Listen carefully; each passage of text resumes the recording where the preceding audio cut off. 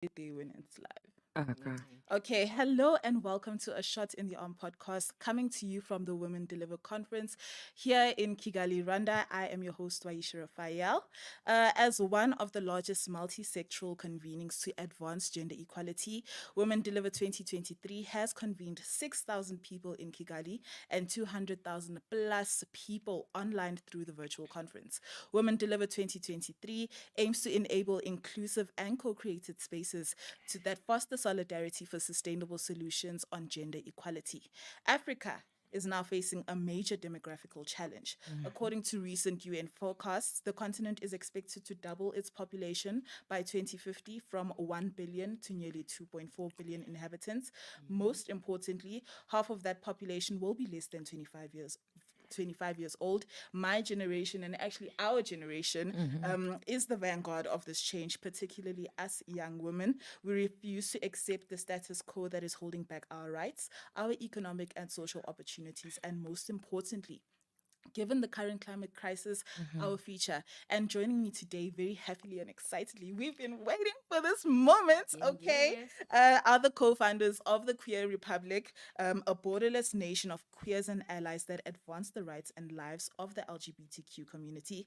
Umpo Zawadi from South Africa and Miralise Biubwa from Kenya, who are both young leaders here at Women Deliver. And we are going to be having a discussion about the queer experience in Yes. South Africa. So before we get started, guys, give them an introduction. Who are you? You can start, Umvo. Hello, everybody. Hi. My name is Mpoma Sheho, professionally known as Zawadi the Art. I am a multidisciplinary artist from South Africa and the co founder of the Queer Republic. And I'm going to move it to my co founder.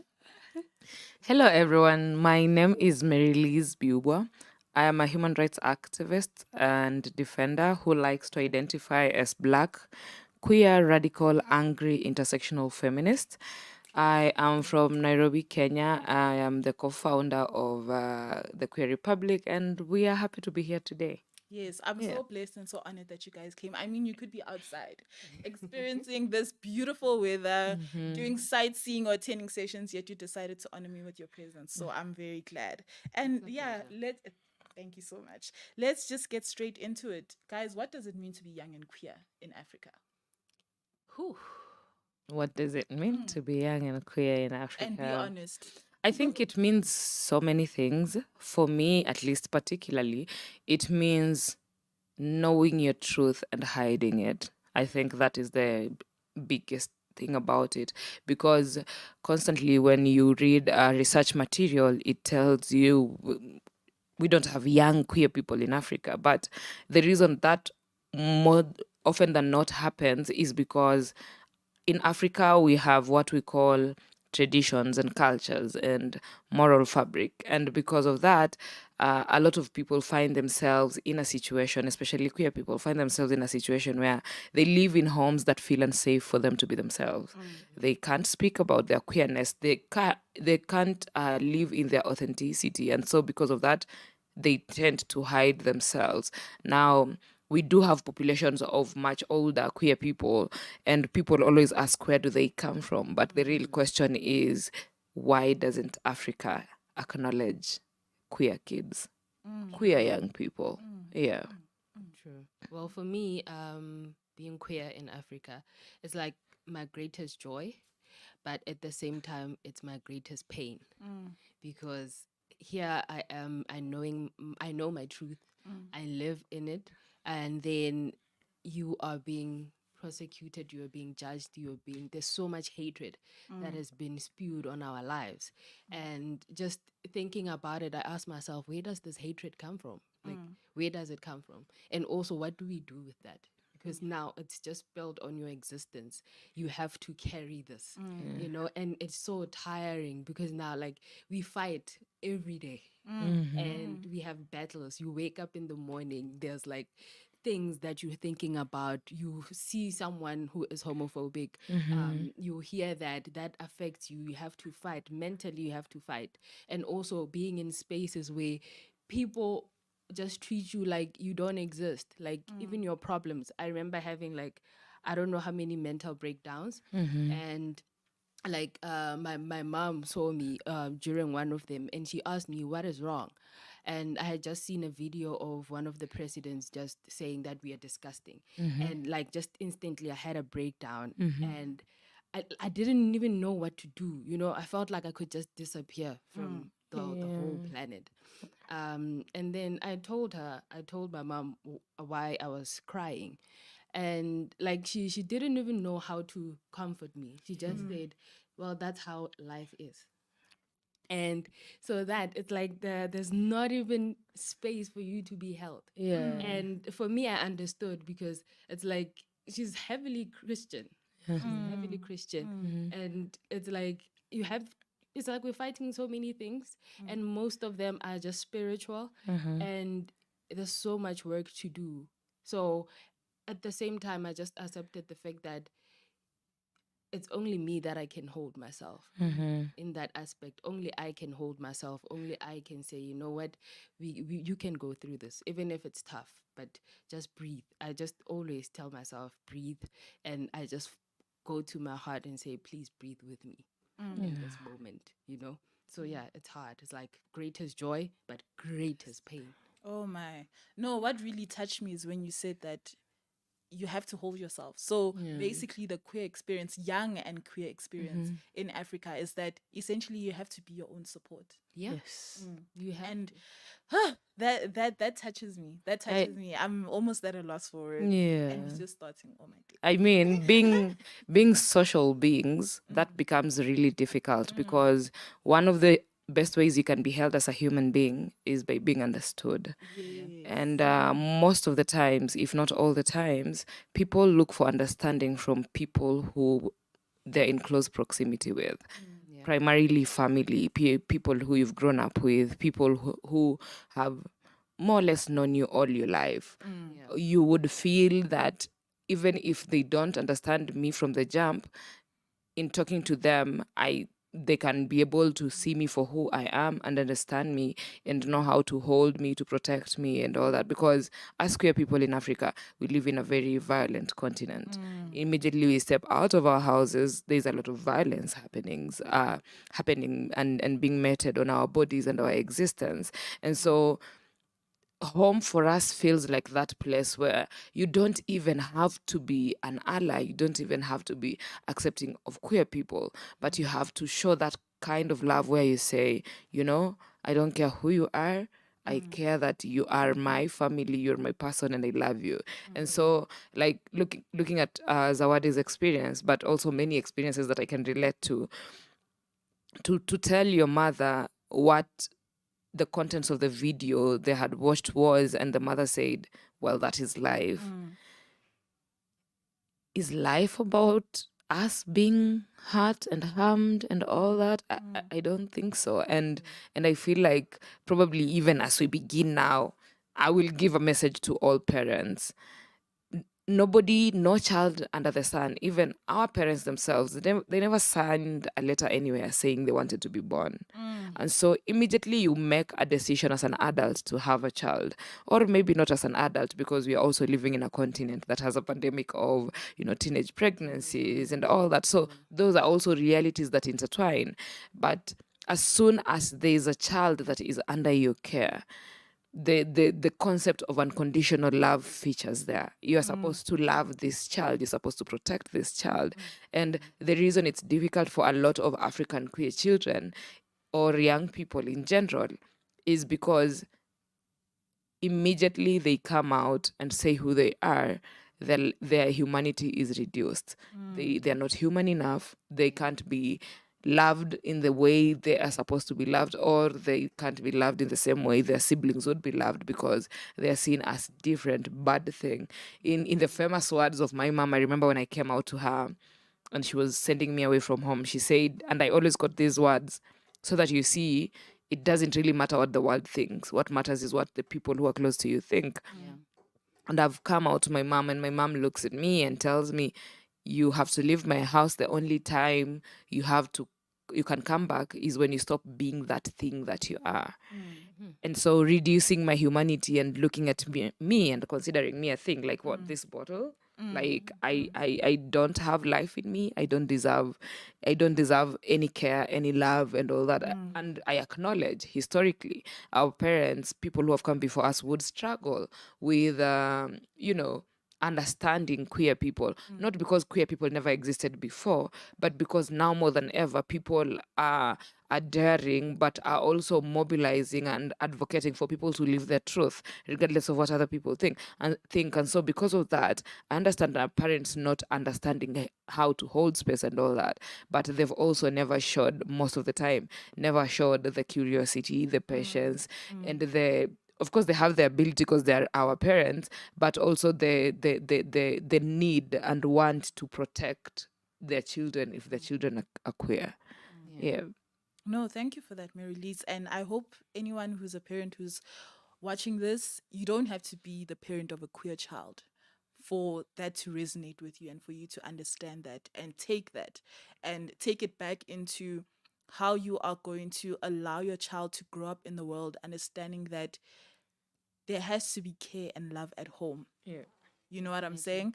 But now that we obviously on the topic of Africa, we are Africans. But I wanna know from you guys, do you think that the specific word queer, and I don't want to necessarily say the LGBTQIA plus community, because I think that even in that abbreviation or those letters, there's a lot of exclusion. So I'll Yes. just stick to queer. Yeah. Yeah. Do you think that the word queer itself resonates across African culture? I would say queer, the terminology in itself, it it makes us look like we are foreign, like somehow. Even the LGBTQ, when people would ask and you tell them, okay, LGBTQ, and they're like, okay, no, why is it too many words? Like it's somehow separate or foreign, and I guess in this sense, as Africans, there has been some organizations that want to add more African words to queerness, and also like in African languages as well, because most of our African languages do not have the words queer. But I know there's a South African organization that did that, where they suggested butterfly, and they also called out other people to suggest the words that they would love to name for a queer in their languages. So I think that's also something that we should look into in terms of defining ourselves in our mother tongues, because I think it's also so important, because now with how the world changed, because the LGBTQ, it was mostly coined by people who were in the western part of the world. So now it looks like in the African context we are foreign. There's no language for that. We didn't exist. And even though it's so African, it's part of our identity. It's part of our identity. We have been using languages that are not gender neutral, like that are gender neutral, actually, that are gender neutral. So now it has been erased, and not being focused on, But yeah, Melanie. For me, I think, and probably I'll piggyback on what Zawadi has said. African language is very rich. Yeah. For example, coming from Kenya, we don't have we the general pronouns for people in Swahili don't have gender in them. They don't have she and her. For example, young people are generally called vijana, whether you're male or female or non-binary. So when you're referring to young people, and Zawadi could be possibly passing there, and I'll ask someone, unaona yule kijana, to mean, can you see that young person? It is never, can you see that man or woman? And even when we had terminologies like man and woman in Swahili, they were not used in a way that, takes away from your humanity. It was more from a way of how you interact with people and how you introduce yourself. But also looking at words like queer, for example, the dictionary definition of the word queer is supposed to be, and how it came about, of course, at the beginning was supposed to be derogative. It's supposed to be used to make being different look like a bad thing. But in reality, is being different a bad thing? Because if it was a bad thing, why are all human beings different? Right? We all are different. We have short people, tall people, light skinned people, dark skinned people, black people, white people. We have all these types of people, but somehow the one thing humanity grapples with is embracing other people's differences. Yet we are all products of that difference. Imagine if we walked around and we all looked the same. Or imagine if we walked around and we all came, for example, from the same place. The concept of life and the excitement of living as a human being will be taken away. The reason human beings are interesting, the reason human beings sit at the top of the food chain, or rather the top of the ecosystem when it comes to animals, is because we have capability to think, we have capability to decipher information, we have capability to comprehend information, and by virtue of that, it shouldn't be so difficult to understand when someone tells you, for example, I'm queer, and so the queer community taking that word and reclaiming it and saying, we are going to reclaim it because we are proud to be different. We are okay being different. We don't have a problem with it. And even if we have systemic discrimination that exists, we are saying you are the one who has a problem with us. The reason we are asking for better rights is not because we want to be treated like special people. The reason we're asking for better rights is because it's you who has a problem with us. We do not have a problem with ourselves, which many times people assume, and that's why, and maybe as we go, that would come in as part of the conversation. That's where many times when you come out to someone who doesn't know any better, they will begin by asking you, are you okay? Do you need to be prayed for? And all the concept of conversion, conversion programs that you're put in, just so they can be able to say, you look like you have a problem, you need help. But also that's where things like homophobic rape would then come up, because people think when you say you're queer, you're struggling with something and you need to be corrected, you need to be brought back to being normal and all that. So all these things and words and language, and I'm glad at Women Deliver I've had many conversations with people about how language is oppressive. And I was even having a conversation with someone about the Constitution of Kenya, and for them, they kept on saying the Constitution of Kenya doesn't criminalize LGBTQ people. And I asked this person, what are ways in which a document can criminalize you? And they were saying, by it saying that it criminalizes you. And I told her, you don't think by omitting your existence is criminalization? Because in an event where a lawyer somewhere, a police somewhere has to follow the law, they'll only follow what is written.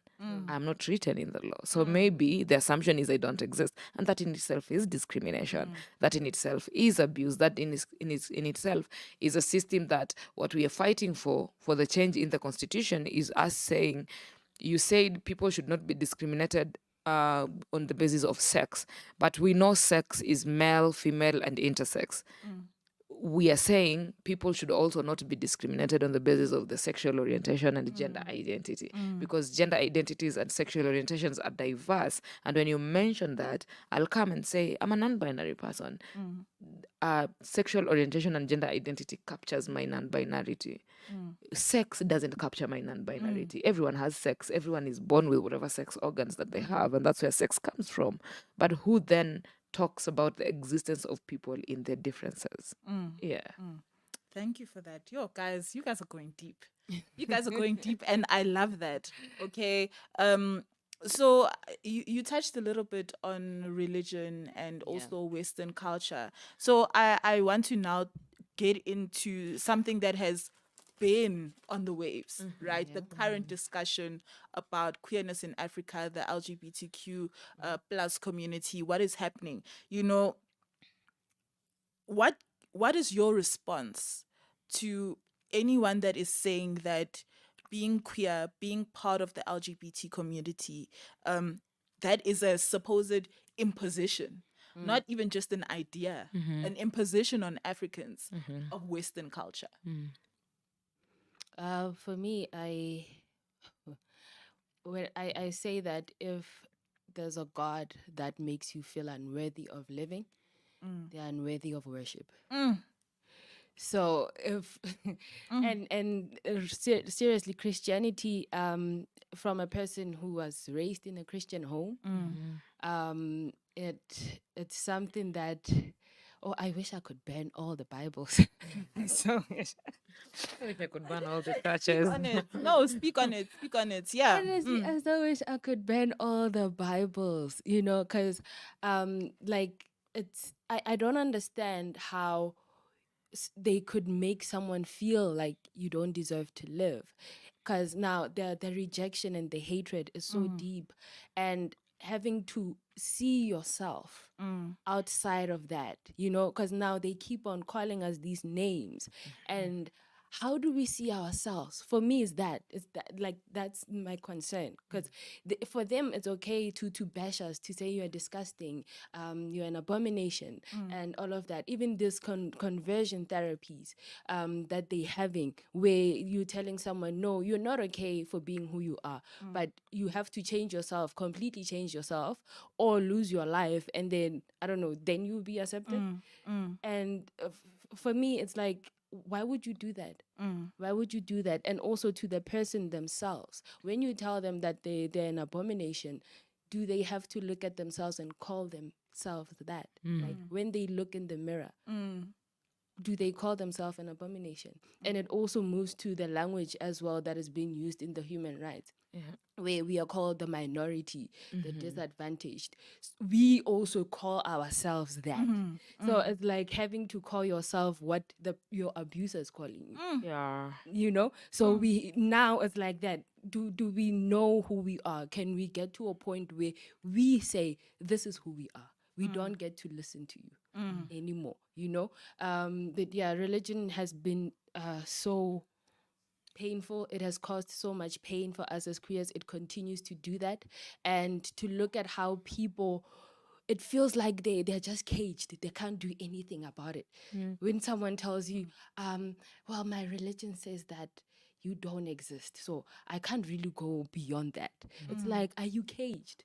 Like, are you caged in that? And the fact that now this religion makes you feel like, or makes you see me as a person who doesn't exist or who shouldn't exist. So your religion is telling you to kill, basically. So in other words, you can just agree with the killer and say, yeah, you can shoot that person. That's okay. And that is okay with people.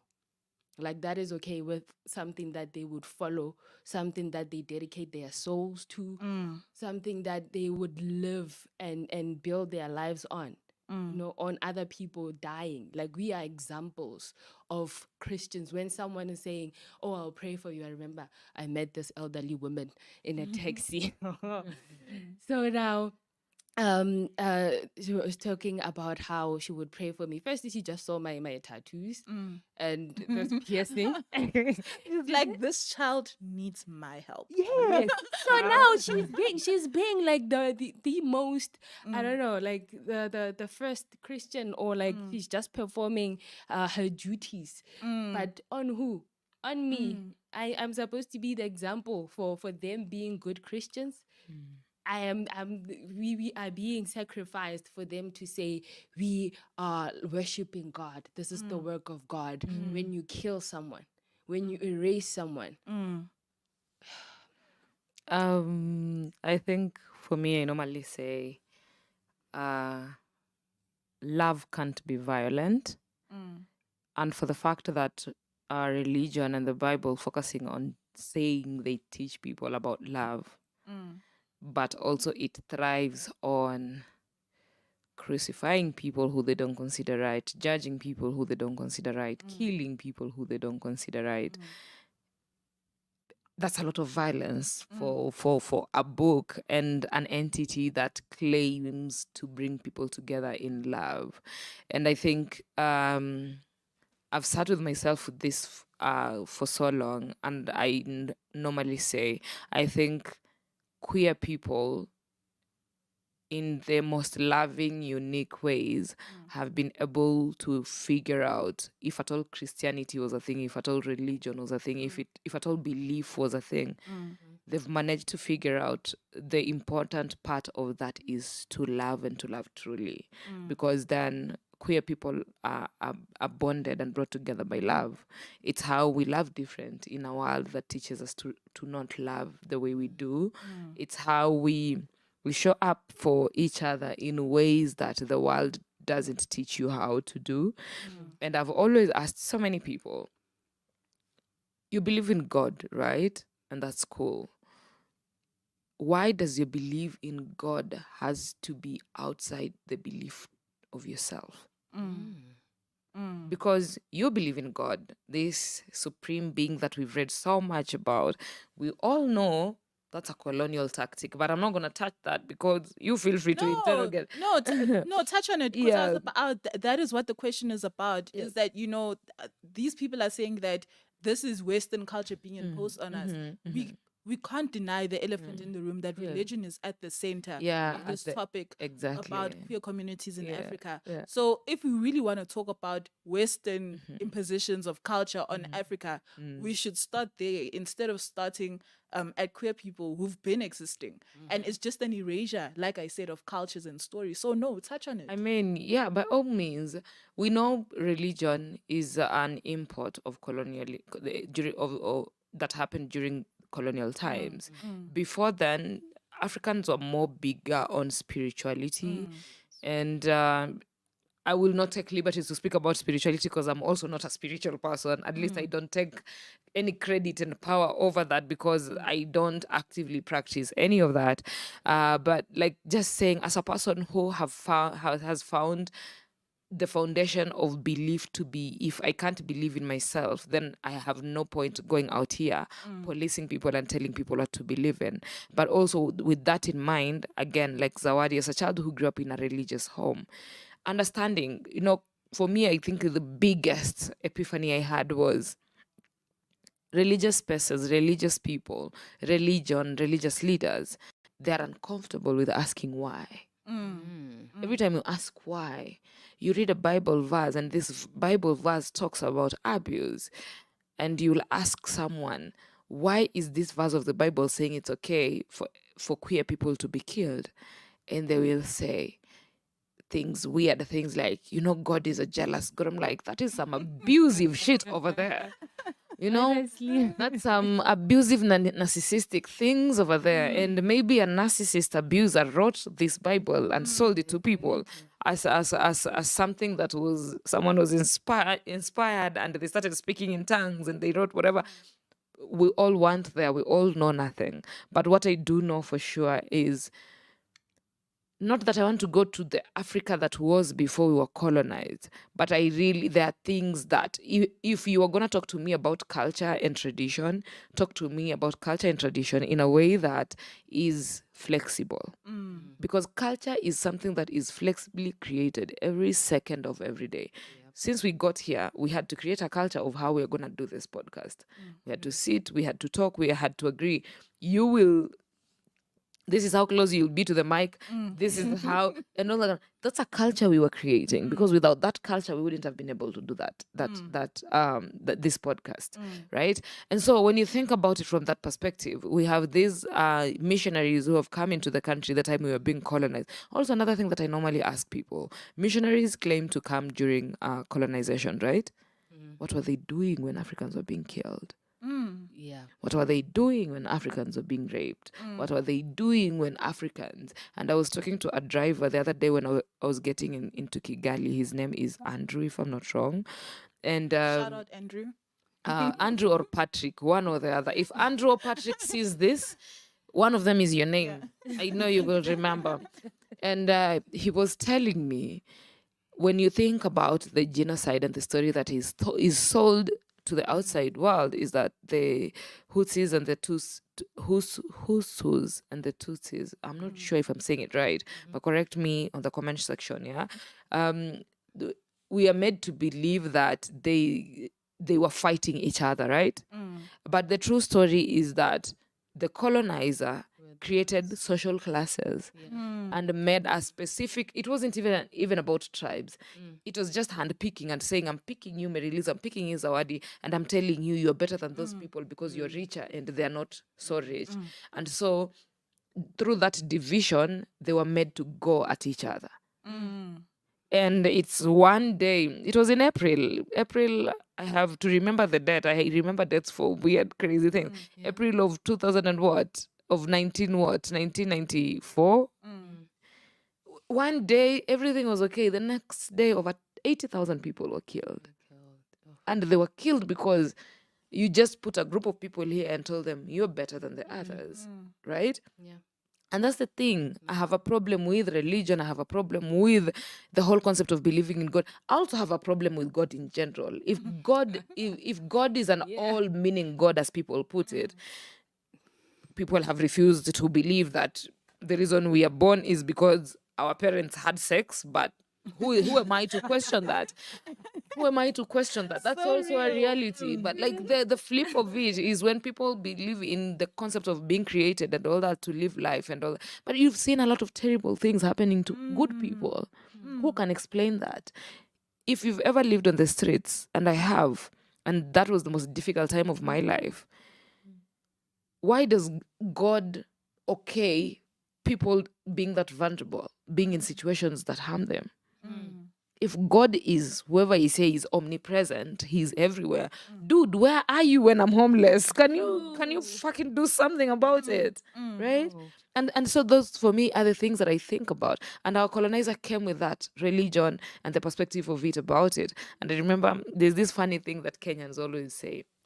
They give you the Bible and they told you, close your eyes, let's pray. By the time you opened your eyes, you had nothing. Nothing. They took your land, they took your property. In most cases, because they were known for raping and abusing women. They've even taken your wife. Your children have been killed and all that. And that is the reality. And we like speaking about religion as this beautiful thing. But I normally ask people, it was there when we had World War One, World War Two, when we had colonization. Where was religion then? And why is religion important now? Because queer people are saying they love themselves. What's so painful to you about self-love, about my existence? Like, I love myself and you hate it, you wanna kill me? yeah.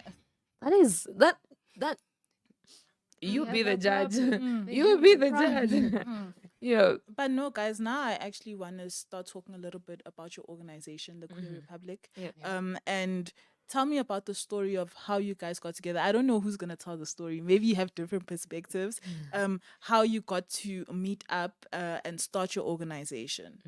Okay. So I saw a tweet January 2022.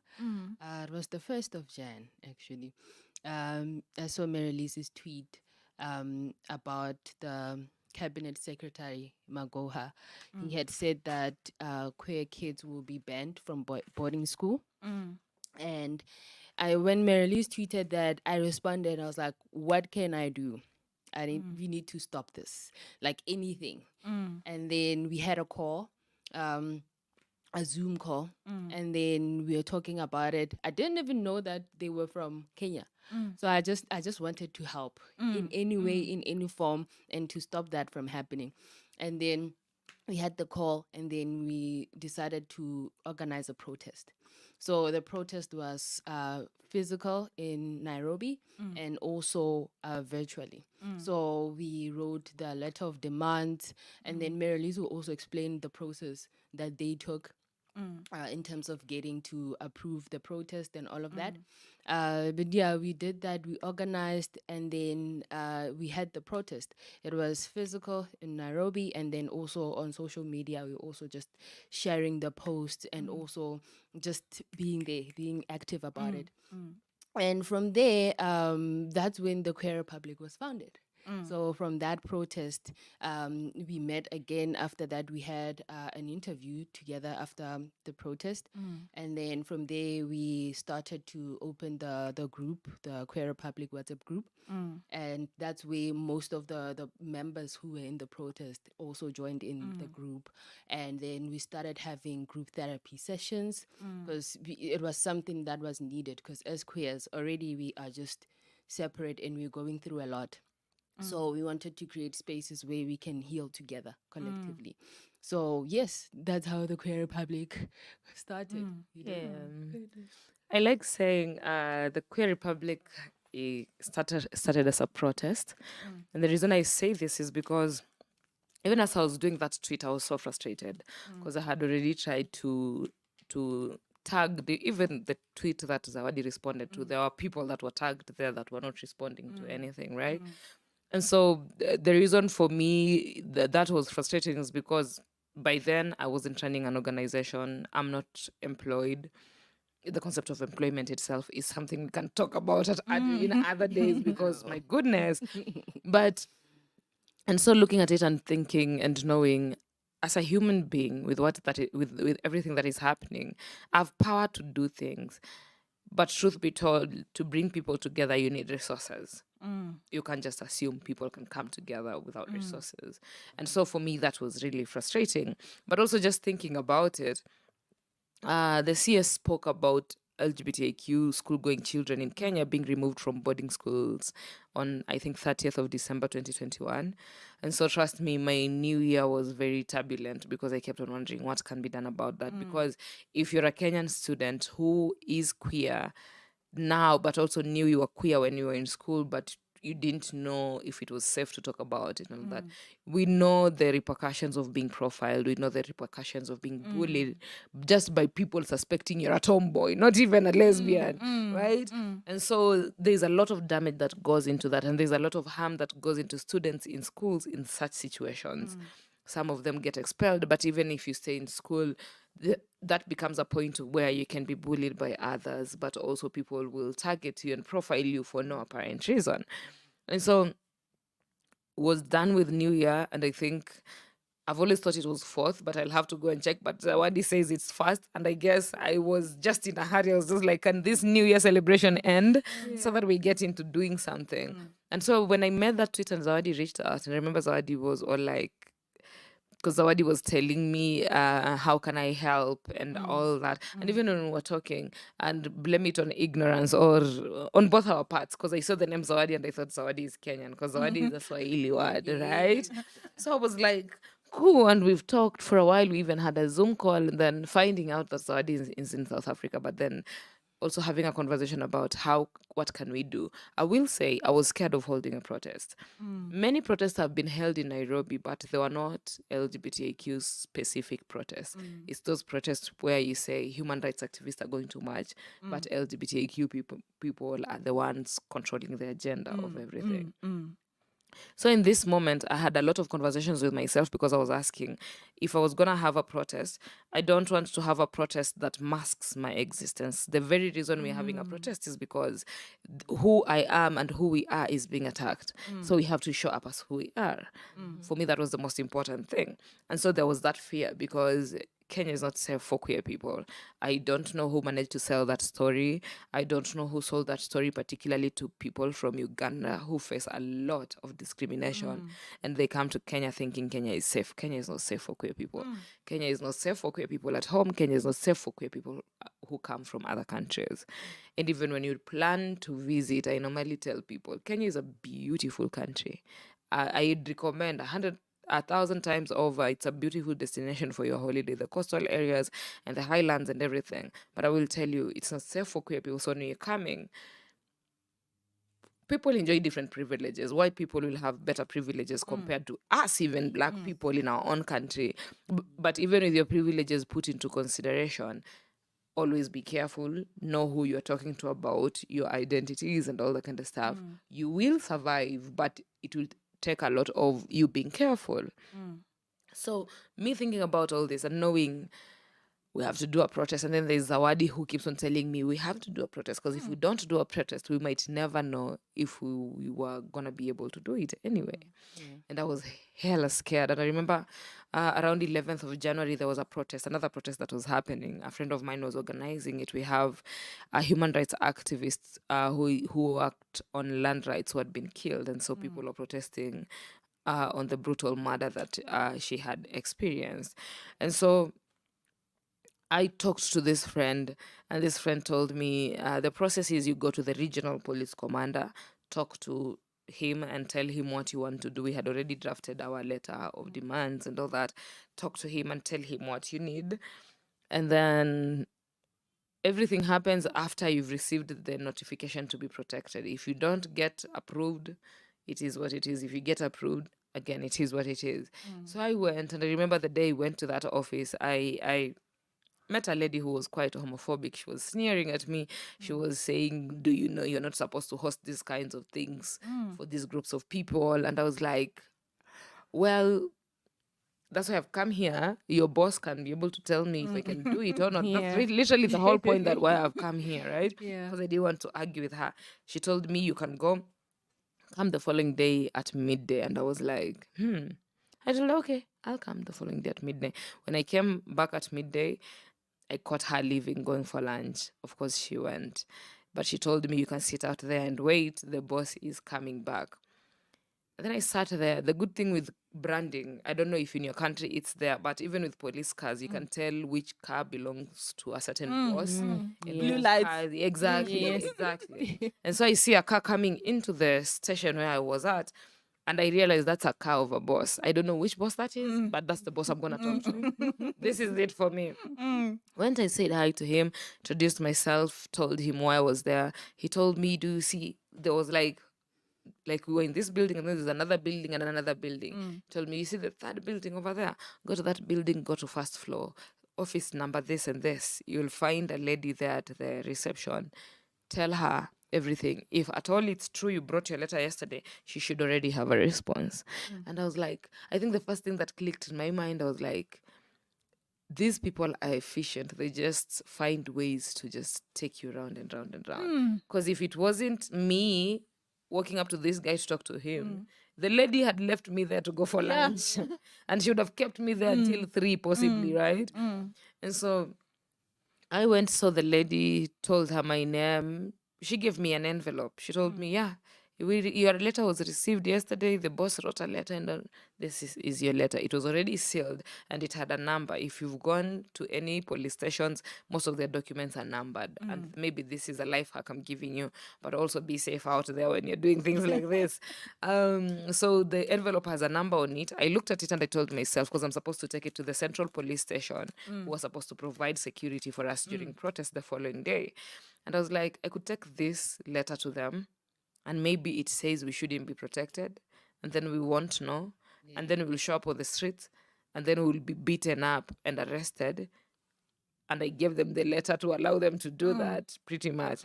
So I got into matatu, which is like a name commonly given to public transport vehicles in Nairobi and in Kenya in general. I ripped the envelope open. I read the contents of the envelope. I made sure it was a permit, a notification allowing us to protest. And indeed it was. I passed by a supermarket, I bought another envelope, I sealed it back, I wrote I wrote the number. If I'm arrested, just know I've confessed to a crime, right? I wrote the number back. Thankfully, the only information was just that number that was written there. And I took the letter to the station, and then I asked, a lady received it, and then I asked her, then what's the way forward? And she told me, tomorrow just come for your protest, you'll be fine. And I was like, cool. And apparently those numbers mean something. If it was a rejection, they also would have known. I don't know how I would have known, but I know the way it was written tells them this is an approval. Yeah. And so left. The following day we came for a protest. It was an interesting day. An interesting day because one, that was the first time we were holding a protest that was LGBTQ, approved protest. And for me, I think sometimes I slack in celebrating some of the things I do, because it's not like I don't like celebrating, but it's just like it's also part of my job. So I feel like I was just doing my job, right? Yeah. And so we did the protests. The one thing I love about the protest is many people who attended are Gen Zs and late millennials, like millennials who are just on the verge of, like, they're the center between them and Gen Zs. They're the youngest millennials. And the reason I love that is because I think one of the things that for us millennials growing up, millennials, boomers, all those generations that have before, we have, I don't know if it's giving up. I don't know if it's satisfaction. I don't know if it's frustration. It could be a lot of things. I can't pinpoint it. But we get to a place and we say, this is it. But Gen Zs have this thing of, the only time I'm gonna say this is it is if I get what I want, right? Yeah. And so for me, it was really refreshing to see. It was also a difficult time for me because I remember holding the protest. None of the LGBTQ organizations in Kenya supported. So it was so difficult for me. It was, in fact, the difficulty of it was the day I received the letter, I took a picture of it, I posted on social media. One of the big LGBTQ organizations had one person call me to tell me I'm not allowed to petition the government. They have specific people who they've picked to petition the government as LGBTQ people. And and for me, my response was directly, I don't know whether you have people to petition, but what I do know for sure is my constitution gives me a citizenry right to petition it. So I can petition the government anytime I want to, because that's a constitutional provision. And so I'm going to do this protest. And he started telling me, you're secluding the movement. And I told him, how am I secluding the movement? I'm an individual. You are the organizations.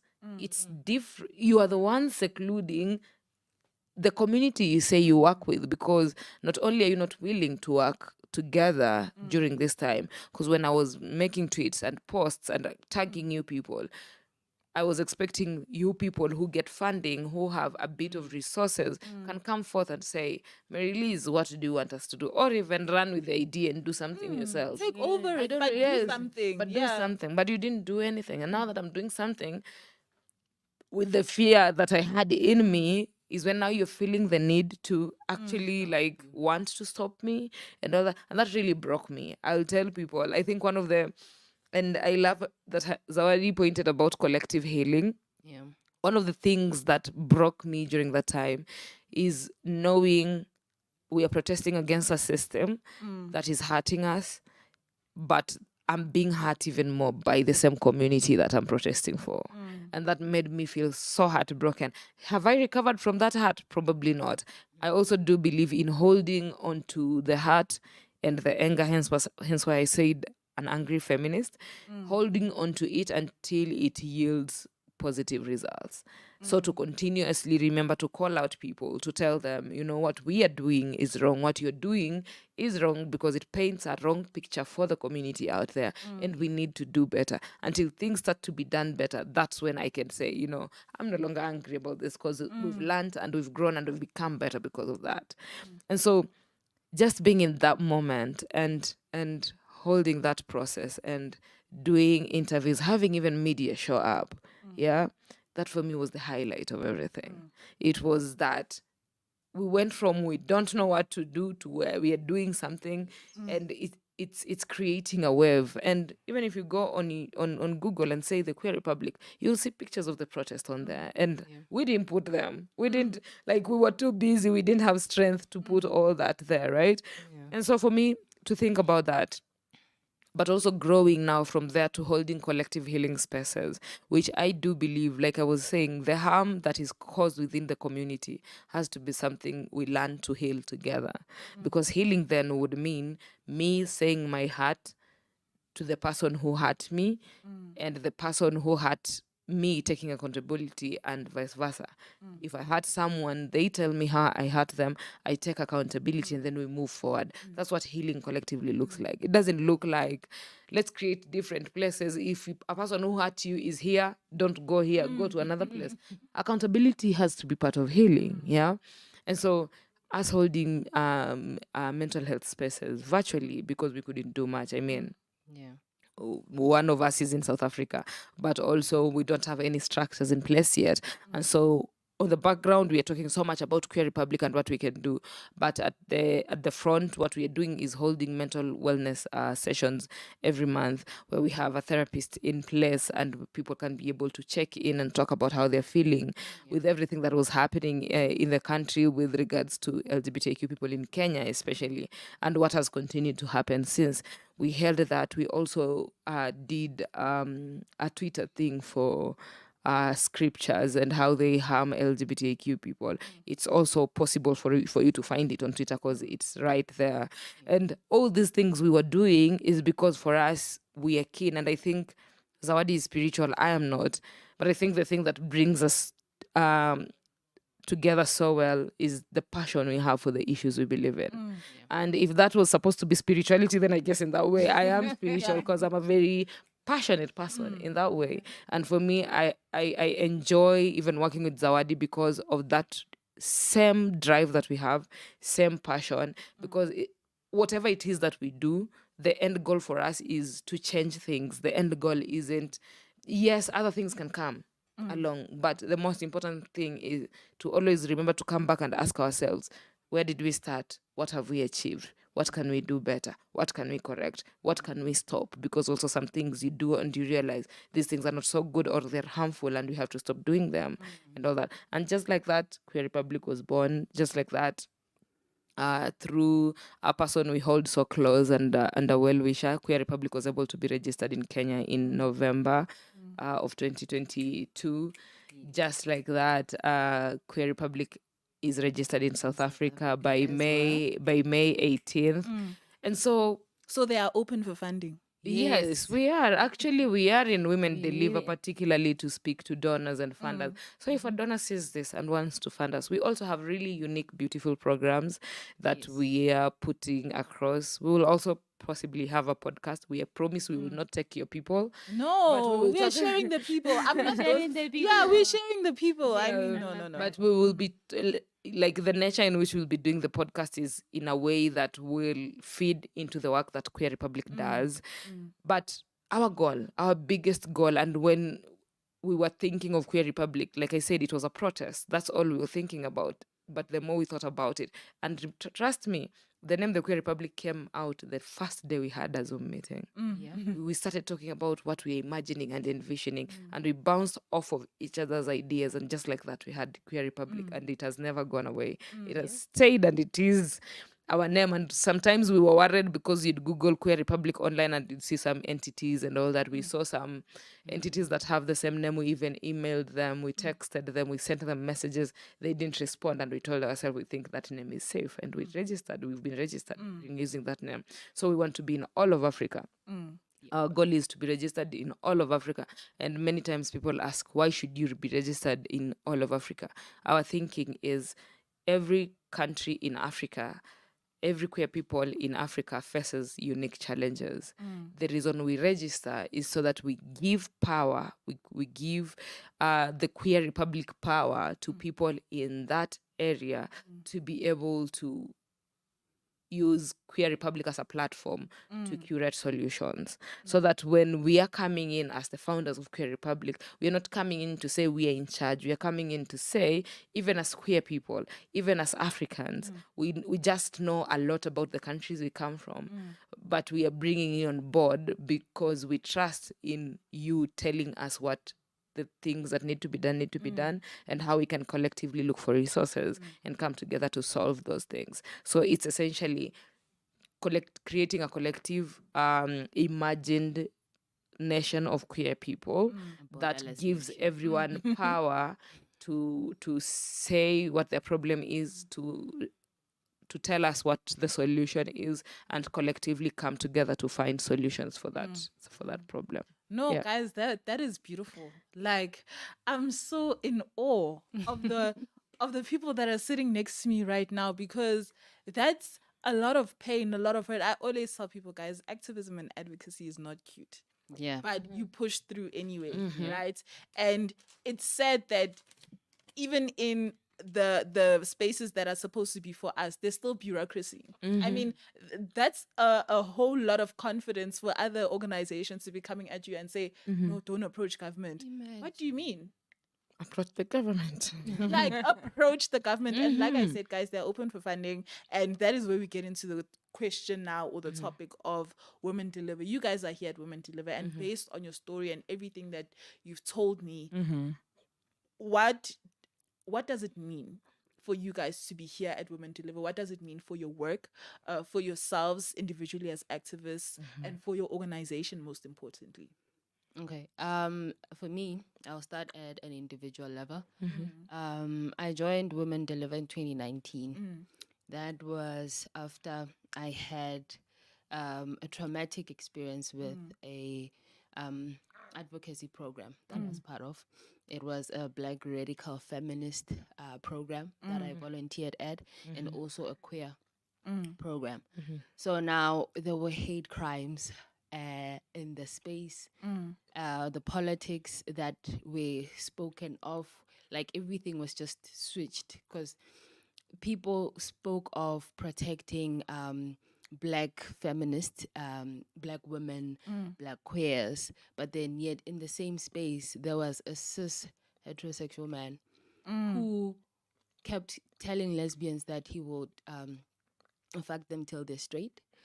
And then there was misgendering in the space, the same community. So for me, it was just so traumatic to see everything unfold, because now it's like, how do you preach that you are here for people's rights, and in the same time, just one person comes in, and then everything just changes. It just flips. So I was recovering from that, and also I was dealing with depression. That was like my first. That was the first wave of depression. So I remember I signed it. I was working, my first and the last office job that I had. My first and last office job. Corporate Betty. Yo. Honestly. So I signed up for that, and I remember like I found it online, and then I was like, okay, let me like apply for this. And then with the experience I got from the program that I was, because I left that program after the whole misunderstanding and just everything that happened. I left that 2019, signed up, and then 2020, 2021, 2022, still within Women Deliver. I didn't even think that I would open an organization or found an organization when I signed up for Women Deliver. So when it gets to this conference and looking at how much has been achieved, you know, from a personal level, being an artist, because even with my art, it changed. Like there was so much progress from me working in an office job and then deciding, you know what, I'm done with this. I'm going to pay attention to my passion and give it, like, invest in myself. Like basically investing in myself, and then seeing that, okay, I'm going to do this because this is what I love. And the progress that has gone through, like from the artworks, the people that I met, and also founding the Queer Republic. It's like a moment where the universe is like telling me, celebrate yourself for what you have done.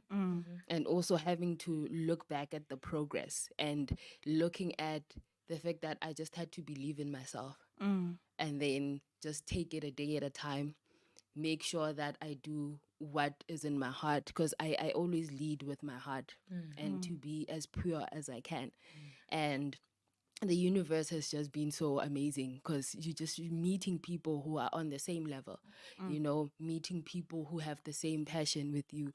And like, I didn't even think I would work with someone from a different country, but having to like make it work, like it has been going so well, like so You're well. shocked.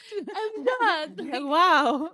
I'm really shocked because like it flows. Me and Mary Liz, we founded the Queer Republic 2022, and then in October we had our first meeting. They were in South Africa, so I went there. I met with them, and even that, like, just everything is just flowing. It works together, and we meet at each other at this same level. The passion is just so like matched, so matched, and it's just perfect. And looking at us being here, getting to meet fellow activists as well, people who are doing the work that we are doing, people who want a better life for queers, people who want to build collective healing spaces. We got to meet them, get to socialize, we get to connect, and also just bring this dream to life.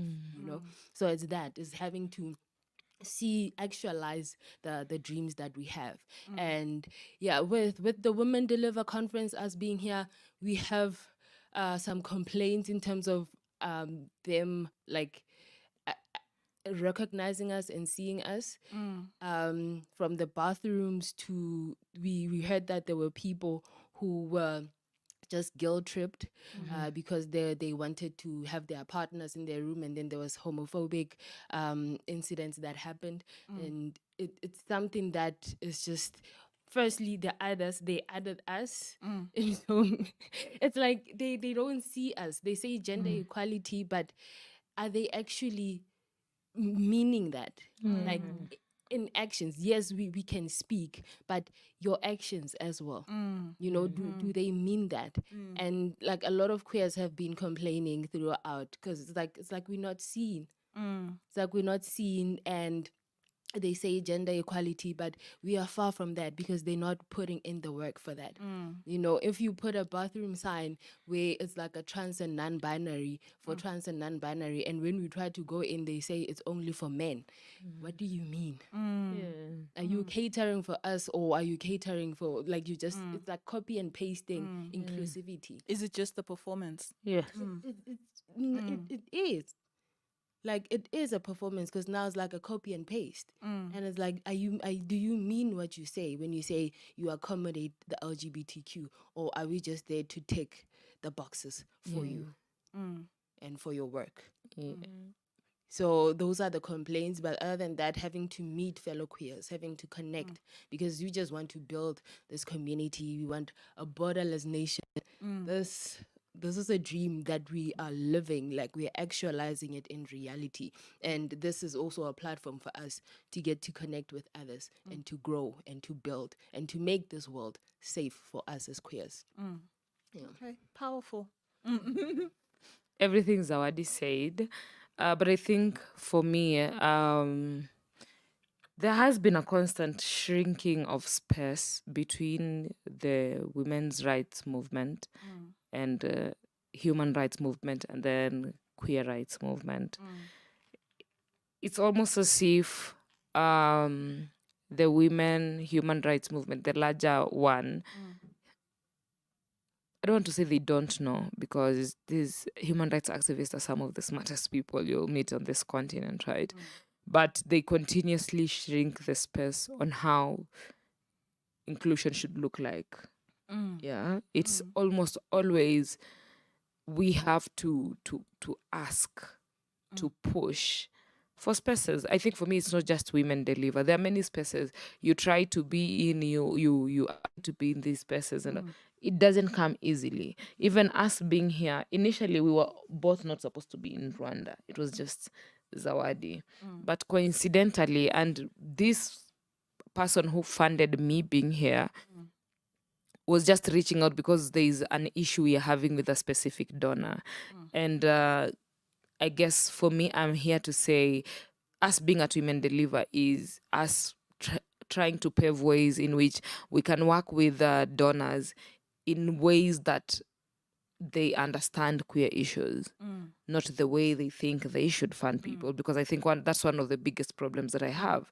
We are experiencing problems with donors because donors want to fund you, but donors want to control how you do things without putting into consideration the urgency of queer issues, without putting into consideration timelines when it comes to queer issues. Because today we could be dealing with, between January and March, we were dealing with insecurity because of the brutal murder of Edwin Chiloba, who was one of the fashion activists in Kenya. And then between March and May, May, June, we were dealing with having a positive ruling that allows queer people right of association, to the whole public going nuts and bananas over the fact that they won't tolerate queer people being threatened, queer people being homeless and being evicted, queer people being sent out of schools and all that. But also in that same moment, as Uganda was dealing with the wave of the anti-homosexuality bill, it was copy and pasted into Kenya, and it was family protection bill. We have had to be dealing with that. All those are urgent issues that occur at specific times. So if you're gonna commit to working with LGBTQ people as a donor, for me the thing is, how do you bring yourself to a place where you have a flexibility, where you say, even if we were funding you for ABCD, but right now ABCD is happening, do that thing, because that is what will bring change. The issue of funding is a long-term issue. You can always negotiate and agree on better terms, or just even having terms that, favor LGBTQ people. I was also having a conversation with someone recently where they run an LGBTQ organization, and whenever they hold events, they make payments 2 weeks later. And I told them that's not queer culture. Because queer people have many struggles. Queer people rely on money coming in and money being used. Queer people don't have parents and homes to go back to. Queer people don't have someone who is in their speed dial they can just call and say, I don't have food, send me money for food. I'll pay at this particular time. So it's our duty when we are organizing a queer group to say, if I'm going to have an event, the things I have to clear are the financials of everything. By the time the event is over, everyone goes home with the money. So that you don't become a reason for inconvenience, because already human rights movements do that. They will pay you 3 months later. And what are you supposed to eat 3 months? Well, you get into more debt, you get into more frustrations, because the more debt you have, the more frustrated you're going to become. Knowing when your money comes in, finally, it comes in as it goes, because you've already spent it before it came in. And those things shouldn't be happening. And so for me, being a women deliverer is trying to explore, one, what working with donors look like, but also genuinely, running a conversation on what does funding, not just even LGBTQ people, what does funding feminist movements look like? Because you can't just say, we are funding. It's impossible for you to say you're funding someone in January and release the funding in October. That looks like you not being considerate of the issues these people are addressing. Because January and October, that is a 10-month time period. In that time period, a lot of things could have happened. A lot of things could have happened. If you think that is an overestimate, I'll use the example I used earlier. Rwanda went from one day being absolutely okay to the following day 80,000 people being dead. You can imagine 10 months. 10 months, yeah? And so it's very, very fundamental to put timelines into how you work with Black feminists, how you work with queer people, how you work generally with human rights movements. And many people are informed by their privilege of access, because regardless of how long you take to fund me, you will still be employed the whole month. You'll be getting your salary every month. But for me, as an organizer, in that same funding that I'm requesting is where I'm supposed to be paid from, is where I'm supposed to organize events for queer people, or organize anything that, regardless of the program that it is. If it's a service provision program, it's where I'm supposed to provide services for queer people. But now, because you are delaying the funding, I can't pay myself, but I don't have anywhere else to get money from. Queer people don't have access to services that they require, that I told them I'll give, because I knew I was gonna get money from you. And so all those things, breaking those things down, and the impact the actions of donors and funders and people in positions of funds control have over the circumstances and situations queer people, Black feminists face. Yeah. No, thank you, Marilise. And like you guys, you touched on what's happening in Uganda, and I want to talk about that now and ask you guys, because we can't talk about being queer in Africa without talking about what's currently happening in Uganda and the injustices that, sorry if she's distracted, guys, once again. They are doing the Spider-Man outside of our balcony. Okay. So don't yeah. Spider-Man. Yeah. don't worry about us looking in that direction. We are stressed. Okay.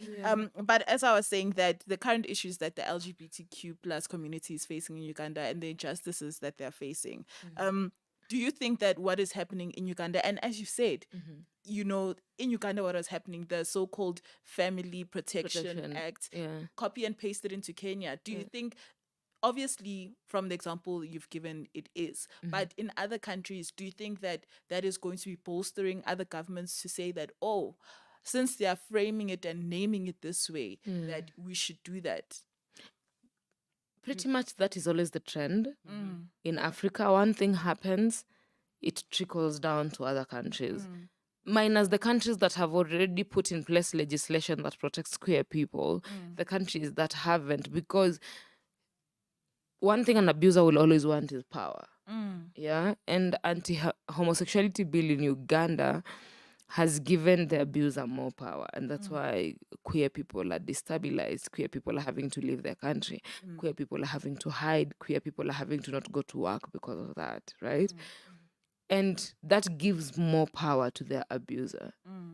But that is already apparent. Our systems are our abusers, right? Our government is our abuser. My president, Ruto, is my abuser because he's a president who has so much authority, so much power, but refuses to use that power to protect a population of people that they consider a non-issue, non-existent, right? And so that is my abuser. And for as long as there's going to be a bill, an act, a law that gives them much power to exercise that authority, they're gonna take it. And that's the most scariest thing. It's happening in Uganda, it's happening in Kenya. Tanzania is a difficult case to talk about because even human rights activists that work on LGBTQ rights can't even talk about LGBTQ rights in Uganda. In Ghana, we are seeing the things that are happening. We see one of the leaders coming out and defending LGBTQ people, but then you see a plethora of other leaders coming out and saying we are protecting the moral fabric. I normally tell people, please, someone show me where the moral fabric for Africa is. I want to buy all of it so that no one can have it. Oh, like yes, 5 buy meters is it. enough. No, buy it, then burn it so that it's out of stock. No one needs it because by virtue of us not having that moral fabric, you can't put responsibility of how the country develops its values and moral yardsticks. Everyone has their personal moral yardstick. What I think is good to me is not necessarily good to you. What I think is good to you is not what you think is good to you is not necessarily good to me. That doesn't mean I should harm you because of that. And there's no moral and fabric anything there. It's just two people who believe in two different things, and that's that and that. But because of that thing of protecting our moral fabric, protecting our nation, the dignity of our country and all that kind of stuff, what indignifying thing do queer people do? That's a good question. What do we do? Because you claim to know what we do, but you also claim you are not queer. So what indignified thing do you think we do? Rhetorical question. Yeah. Yeah. What are they doing? What are they doing? Tell us. You are not queer, but you know what you're doing is so much. takes away the dignity of the continent. What do you think we do? And even to match that, and I don't like making these comparisons, what is it that we do, but also what is it that you're doing that is not taking away from from the dignity of this country? Because corruption at a very high standard of living, economy, everything is deteriorating. And you think that is not indignifying of a country, but what you don't know that I do is indignifying? Quite interesting to think about. Yeah, it really is. But with the laws that are put in place. It annoys me so much. I remember the Ghanaian anti-LGBTQ bill when it was introduced. I think it was 2021. Yeah, and then just looking at all of these MPs putting it together, I was so pissed. Like, these are the people that said they will protect the general public, but they're not protecting. They're the ones ordering the killing. Like, they're the one killing, you know. So it's like it pisses me off, and it also, I think it was the small steps leading towards the founding the Queer Republic, because here we want to be in a place where we don't depend on the government to tell us that we need to live, because they don't know, they don't care about us. They hate us, they want us to suffer, they want us to be erased from the face of the earth. But we are here, we are alive, we live, we breathe, we are human. You know, we are human. So we don't need any permission from them to tell us that, okay, you can live. We don't need that. You don't need their permission to exist. You're already existing. We're already existing. We are here. And we are such beautiful people. Yeah. We are such beautiful people and souls. But then they want to crush us. They want to crush us. They want to take away all of this beauty, this life from us. You know? But we won't go down without a fight. Okay. We won't even go down. That's the thing. We won't even go down, because honestly, let me say 10 years from now, queers are going to be standing, have their own system. Like, we won't even depend on the government. And that is the goal, because they can't do anything for us. They can't serve us. Yeah. You know, they can't serve us. So we will provide for ourselves. We are the ones that will give life to us, even more life, you know? So, yeah. No, you're answering the question that I didn't really get a chance to ask. I wanted to ask, as our final question, and hopefully to end on a more positive note for anybody that's watching, because I know that these conversations can be triggering, especially if you're coming from those countries and this is what you're experiencing right here, right now. I want to know from you guys, what is the hope that you have for queer youth in Africa? I think even before I answer that question, I wanted to say they don't like us, but they like our money because they collect our taxes. And that is ridiculous to think about, yeah? Because when they come for our money, they don't ask, are you a lesbian? Yeah. Are you gay? Okay. Are you Reduce transgender? that to 1% Yeah. because she's lesbian. They don't ask those questions. Kenya just came out of the taxing period where people are filing their taxes and all that. And everyone, gay, straight, bisexual, intersex, They don't discriminate transgender, there. everyone was filing their taxes.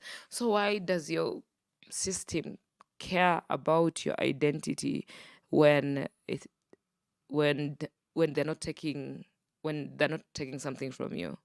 Because they only care when they're harming you, but when they're taking money from you, they don't care if the money you give them is gay. And maybe in 10 years, as Zawadi was saying, we'll probably have gay money too. Yeah. So that when they ask for anything, you tell them, them it's the gay gay money. money. You Yeah. want gay money? Yeah. Yeah, but the future. So I'll start with the future for Queer Republic. I think the future, the thing I envision for Queer Republic, and I don't want to say 5 years, 10 years, that is such an overestimate of my belief in existing, because I know I'm existing here now. I don't know if I'll be existing tomorrow. Talking about 10 years is ridiculous to think about. But for me, I always say, in the next moment that I'll be alive, the thing that I envision for Queer Republic is to grow across Africa. I have no interest whatsoever to grow outside of Africa, because I just want Queer Republic to be about Africa. But the other side of growth would also be to bring donors and funders to Africa in a way that we tell them what we need, as opposed to them deciding what they think we need. So that at the end of the day, Queer Republic becomes that place where we've done models in different countries, we've done research, we've done everything that we need to do to find out what do queer people in Rwanda need, what do queer people in Kenya need, what do queer people in South Africa need, and then put that together and go to a donor and tell this donor, you see, one of the biggest crises in Africa right now is this. and it's not this in the whole of Africa. In this part of Africa is this, because also there's an assumption South Africa is a good country, they have progressive laws, but also South Africa deals a lot with homophobic attacks, homophobic rape, and those are things that need to be solved, right? And whether we like it or not, we require resources for that. And so creating a way in which we bridge the gap between access to funding for LGBTQ rights and issues, but also building Queer Republic in the most African way possible, that the issues it addresses and deals with are issues that are informed by our realities as Africans, while putting into consideration that we are not a Western culture, we are not a Western import. We don't exist because colonizers came. We exist because we are able to tell colonizers, "Fuck you!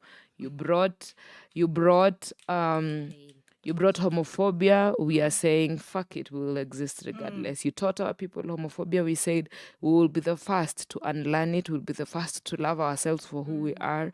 We'll be the first to tell people who come after us that you see the world we are creating is a world where you can be yourself. And that's all that matters. Yourself doesn't have to be defined by anyone other than yourself." Yeah. I love that. For me, adding on the 10-year goal. But the most important thing would be to be our own source of power. So what we have as Africans, we depend so much on the outside that we don't look within ourselves. So having the source of power, being able to have like gardens where we grow our own food, you know, we are the ones who we make we create employment for ourselves. You know, we build safe houses, we build spaces where we can live, we can exist, and we can grow, you know. So like that, the source of power, like in future, that is honestly what I would love to see as queers, as Africans, being our own source of power. In any way, in any form, from the spiritual, from the physical, you know, economically, like just being able to source our own power without depending on other people.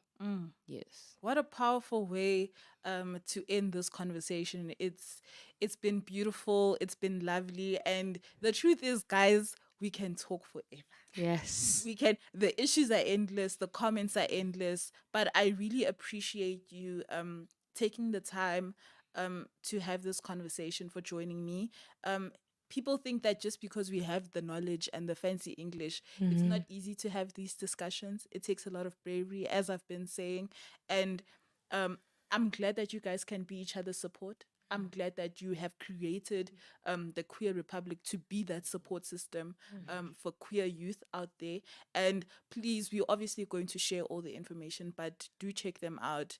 And if you're a queer youth in either of the countries, Kenya or South Africa, or no, wherever you are, like we said in the beginning, borderless. Okay, so Yes. wherever you are, reach out and let them know how maybe you can be of assistance or what kind of assistance that you need. But thank you so much to my guests for joining me today, Mary Lise and Mpo Zawadi. I have to remind you that A Shot in the Arm podcast is a project of the Global Listening Project. So, like I said, thank you so much to my guests. And also thank you to my executive production team, Ben Plumley and Eric Espera in California. Do not forget to subscribe to our podcast wherever you get your podcasts from, and give us 5 stars. I think we deserve, okay? And I will be back again tomorrow. I have some interesting guests once again. So make sure that around this time you check us out. My name is Waisha Rafael, your host here in Women Deliver 2023 in Kigali, Rwanda. And I'm signing over and out. Bye bye. See you tomorrow. Bye.